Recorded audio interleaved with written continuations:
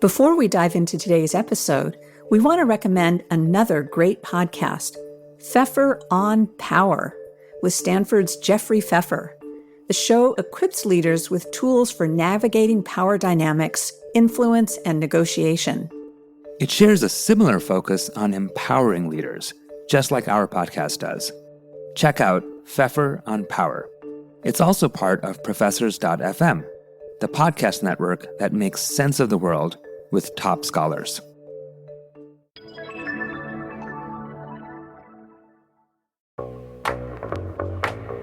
Hi, I'm Jenny Chatman. And I'm Srviastava. We're professors at UC Berkeley's Haas School of Business, and we've dedicated our careers to studying and advancing effective workplace cultures. Jenny is a psychologist who helped create the field of organizational culture research. And Samir is a sociologist who's pioneering new ways to use big data, AI, and deep learning to uncover insights about what happens inside organizations.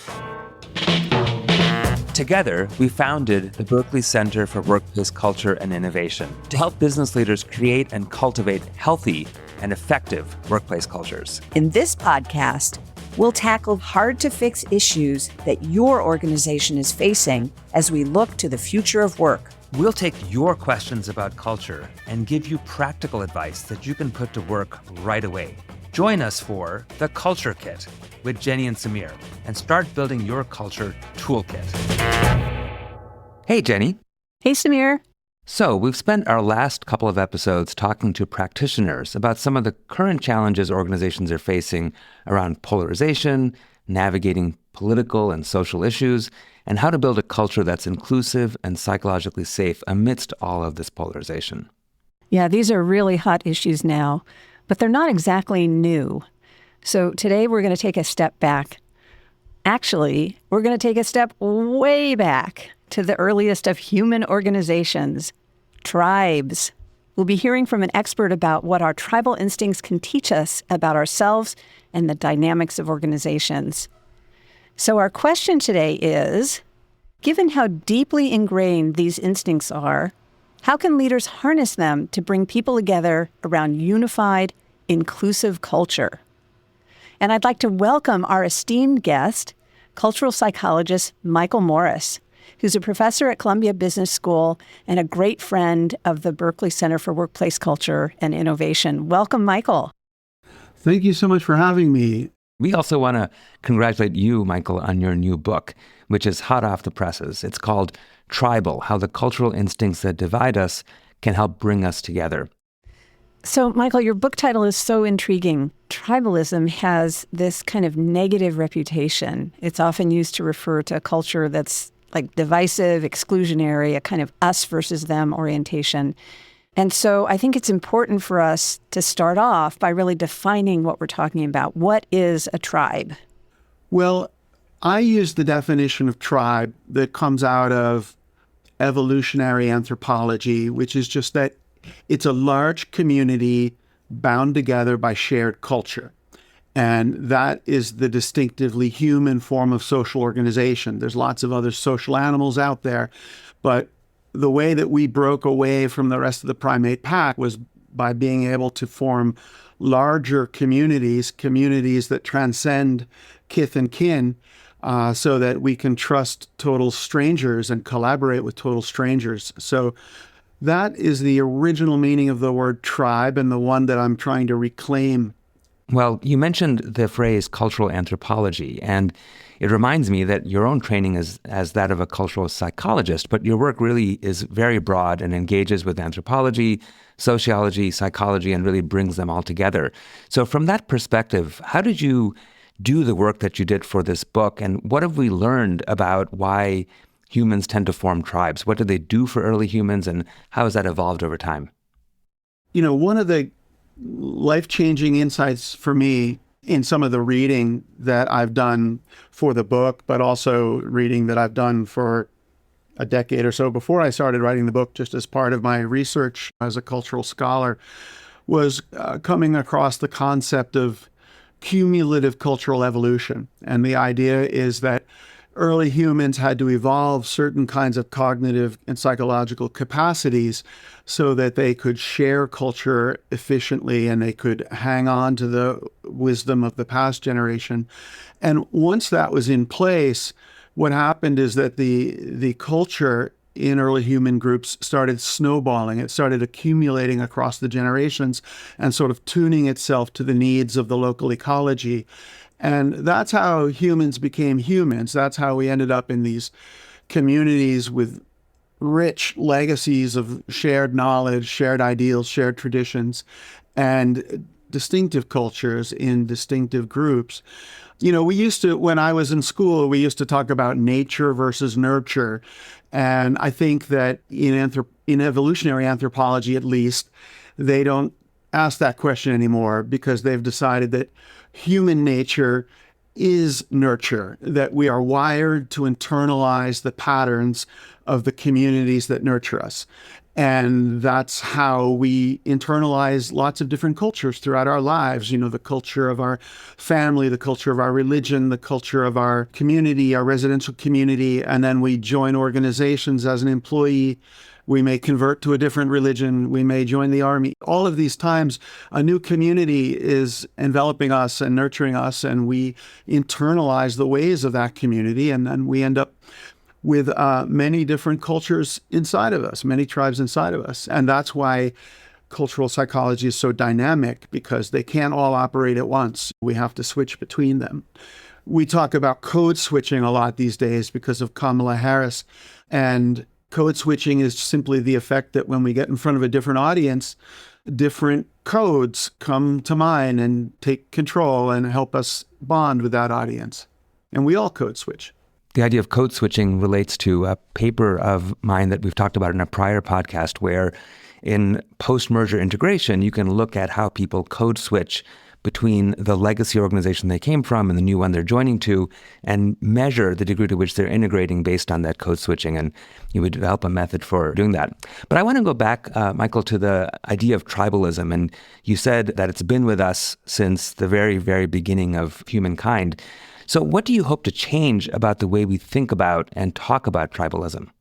Well, I think that over the past 10 years, and I've been writing this book for almost 10 years, a new way of talking about tribalism has cropped up in the pundit class and started to spread to politicians and to some business leaders. And I call this the trope of toxic tribalism. And, I can trace it to Thomas Friedman and Andrew Sullivan, a lot of these people who wrote really riveting essays. And the essays claimed that some deeply evolved and long buried instinct has atavistically reawakened and taken possession of our minds so that we no longer see reality clearly. We can no longer talk to the other side, and we sort of hate each other, and we're sort of animated by this hate for the other, for outsiders. And I think this makes for riveting articles, but it doesn't make for very good policies. It couldn't be more unhelpful because it's sort of fatalistic and despairing. And it couldn't be more inaccurate as a description of what human tribal instincts are. They're instincts for solidarity, not for hostility. Our forebears didn't have that much contact with other tribes. What they had contact with day to day was the fellow members of their own tribe. And the instincts are instincts that help us collaborate with and think collectively with the other members of our tribe. Do they sometimes contribute to misunderstandings and mistrust? And yes, they do. But it's a big mistake to think that these intergroup conflicts start from hostility. That's a diagnosis that is not very helpful. And I think it's become widespread, and it's something I would really like to debunk. So, Michael, it sounds like you're saying that we're wired for tribalism and that there could potentially be some huge benefits for humanity. In your book, you break down tribal psychology in these three distinct categories: the peer instinct, the hero instinct, and the ancestor instinct. I wonder if we could walk through those briefly, and if you could talk about how each works in modern contexts like companies and organizations.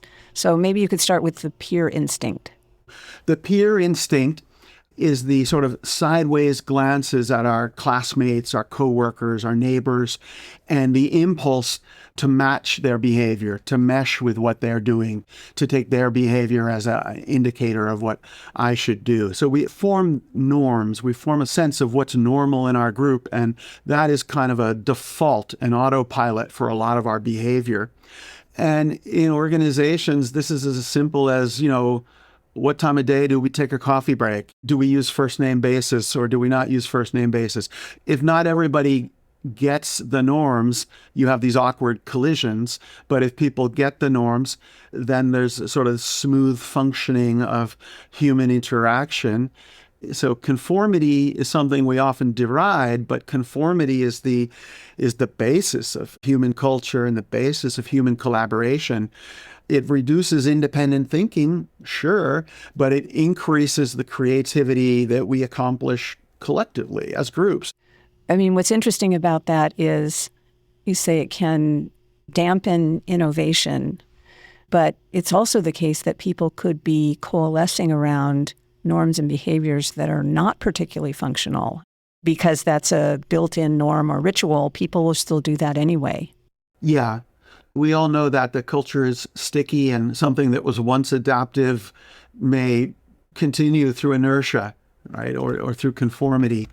They continue because they kept us safe once and they get us through the day, but that doesn't mean that there aren't fallibilities related to each of these tribal instincts. And I think those are important to understand. And when we talk about tribalism as a destructive thing, it usually means that one of these three instincts has gotten out of control, that has got caught in some kind of feedback loop where it's dominating us more than it should.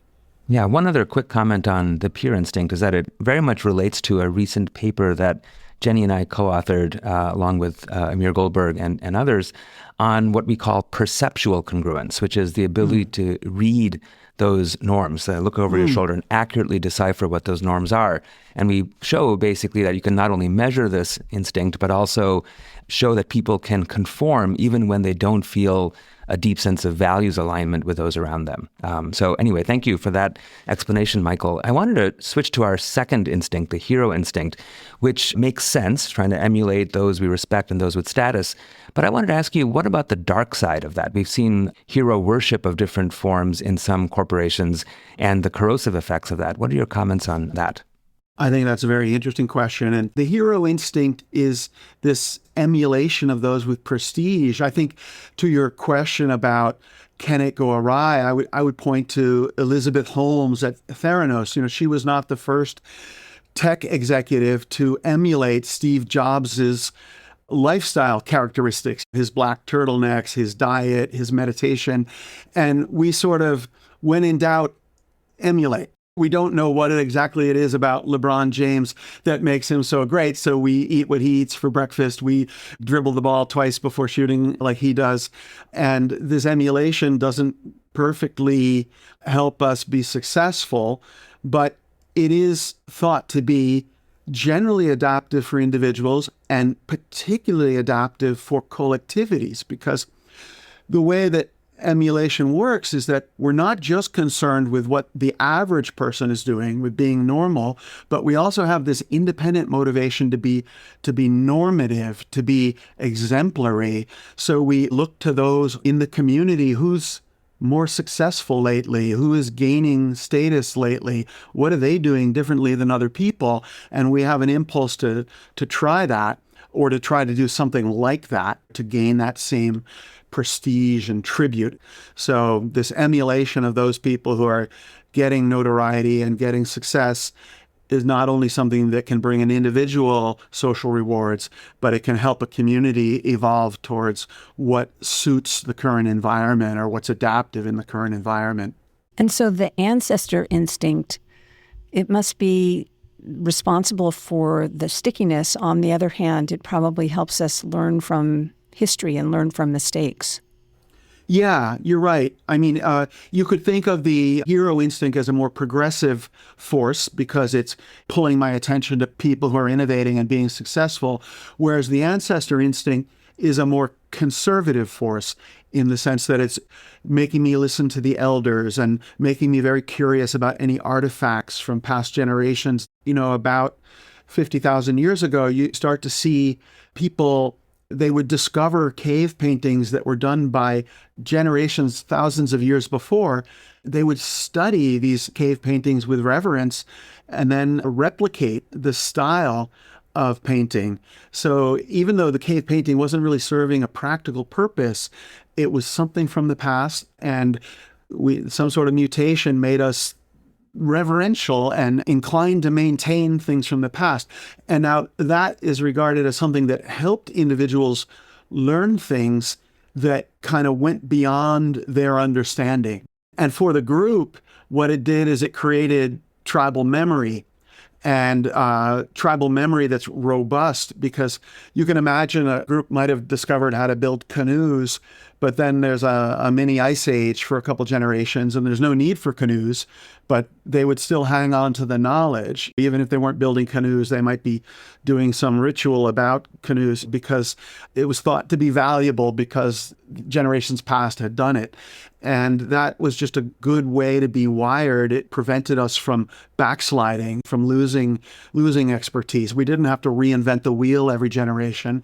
And then the hero instinct energies could be devoted to building on the past rather than recreating these tools and technologies.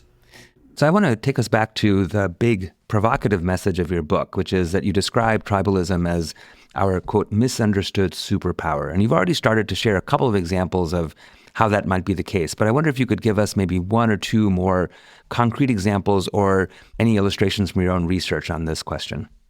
Well, I think that what I mean by this is that our capacity for culture and our capacity for cultural changes, both short-term changes and longer-term evolution of culture, is our superpower because it enables us to live in ways that are adaptive.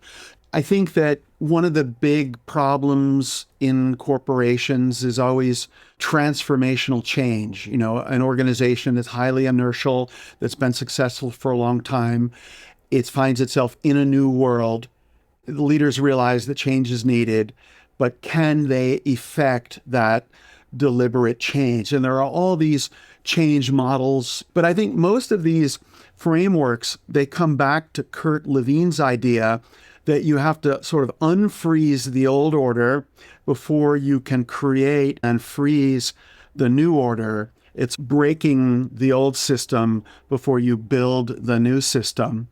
And I think that these tribal instincts are really essential parts of that. And I think that some leaders have a knack for this. One that is, I think, super impressive right now on the stage is Mary Barra at GM. GM for most of the 20th century was the world's largest corporation. They took a lot of pride in selling the most cars. They kind of had a model that was all based on scale, and it wasn't very profitable. And at a certain point, they became bankrupt. And around the same time, she was moving up the organization, and she had came from a GM family. She had started working there at age 18, inspecting the fenders at a Pontiac plant. She knew that organization top to bottom. And she became the head of human resources. She made a really brilliant decision as one of her first major acts in that role, which was to throw away the dress code that every new employee at GM was handed. And it was like this ad hoc accumulation of rules, mostly in outdated language, mostly about how women should dress, but clearly written by men. And it was something that was widely regarded as symptomatic of the inertial GM culture and the sort of over-controlling top-down culture. She said, let's just replace it with two words: dress appropriately. And then every division will sit down and talk about what dress appropriately means for them. It might be different for the corporate counsel's office than for an assembly line or for some designers doing CAD/CAM, right? It might be different. But she wanted to drive decision-making downward because she knew that GM had to become a more nimble organization.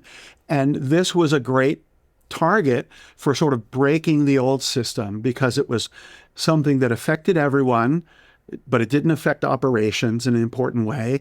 Nobody was too invested in it, but everybody was affected by it. And it produced an immediate visible change, which is that people were coming into work wearing leather jackets and jeans and dressing like people of contemporary decades instead of wearing gray suits. And it told people more than any mission statement could that we can change. Dramatic change can happen at GM.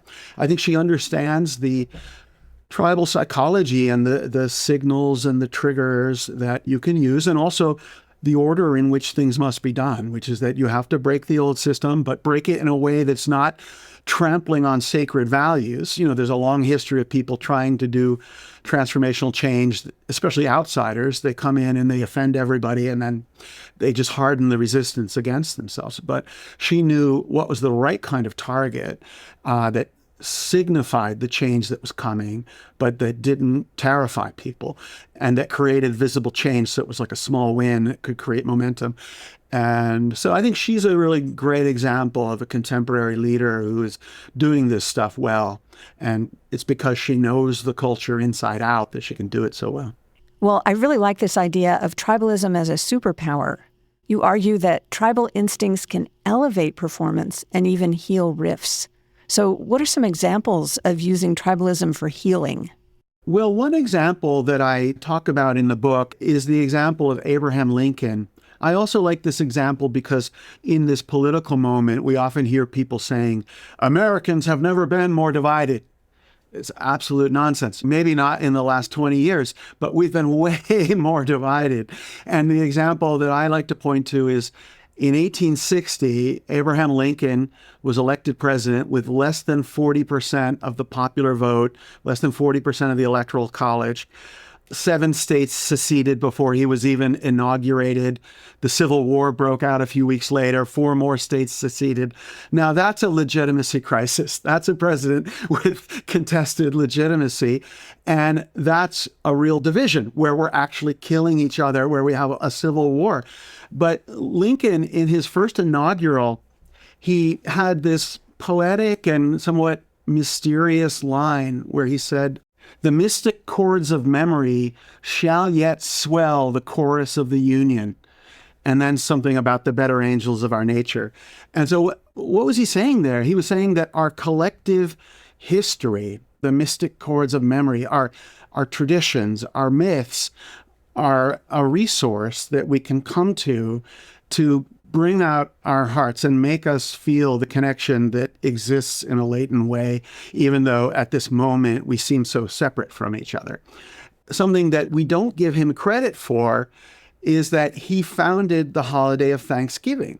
Now, like every American school child, I don't know, Jenny, you grew up in Berkeley, right? So you might have gotten a different story, but I grew up in a normal public high school in the middle of nowhere. And so I was told that it's an unbroken tradition since 1621 to sit down and eat turkey, cranberry, and pumpkin pie with people of other groups. And it's a way of celebrating intergroup harmony and thanks, etc. And that is complete fabrication. The Pilgrims did have a feast in 1621 after their first successful harvest, but it was kind of a rowdy celebration with drinking and shooting off rifles. And the local Native Americans came over to see what was going on because they heard the rifles. They weren't invited. And there was a Puritan ritual of Thanksgiving that was a more solemn, prayer-oriented festival. And there were occasional harvest feasts. And then there was a movement around early 1850s, 1860s involving some of the thought leaders of the time. A woman named Sarah Josepha Hale, who was a leading publisher and poet. She's the author of Mary Had a Little Lamb.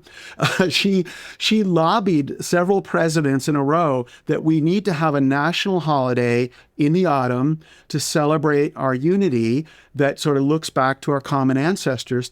And she had written a number of presidents and none had responded.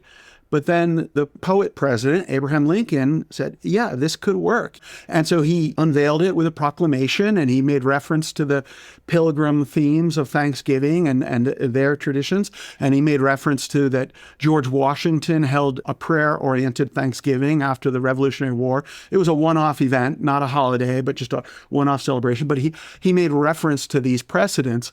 And he sort of created something that became an instant institution and a sacred tradition very, very quickly, like within a few decades. And that is an example of using the ancestor instinct, this deep thirst we have for tradition, especially in times of threat. That's when we most cling to traditions, to unify people by making us think about our common ancestors and feel a sense of obligation to them and putting aside our current differences, etc. Nowadays, Thanksgiving is a time when we tend to argue with our relatives, but it's supposed to be a holiday of reconciliation and gratitude. And I think Lincoln knew that he had a real challenge and that tribal forces were part of the solution, not just part of the problem. So, Michael, we've covered a lot of ground. And I know you talked about the toolkit you've developed. So can you break down for us the specific strategies that leaders could put into work in their organizations? Like, how can they build a unified culture that aligns with the company's values and, more importantly, with its strategic goals? Well, in this book, I talk about these three kinds of cultural codes: peer codes, hero codes, and ancestor codes. And the triggers for those three are different. The peer codes are triggered by audiences. That's what we talk about when we talk about code switching with politicians. The hero codes tend to be triggered by symbols. And I think, good leaders understand that organizations need symbols, and that symbols can be particular people, the symbols can be phrases, the signals can be logos. And then the most mysterious of these is that ancestor codes, traditions, they tend to be triggered by ceremonies. So when we have commencement at a university, those rituals are really powerful. We may think of them as hokey, but there's a whole neuroscience literature about how rituals affect people. And then there's a playbook about signals. Peer codes tend to evolve through prevalence signals, through seeing that a lot of people are doing something different and then adopting it.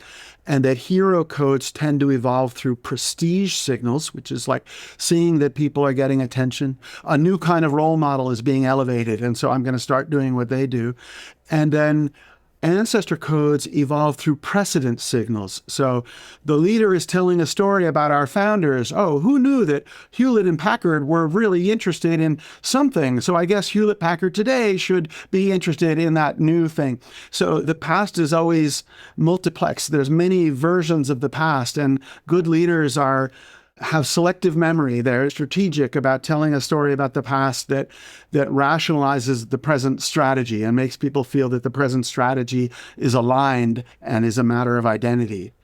That's the basic playbook.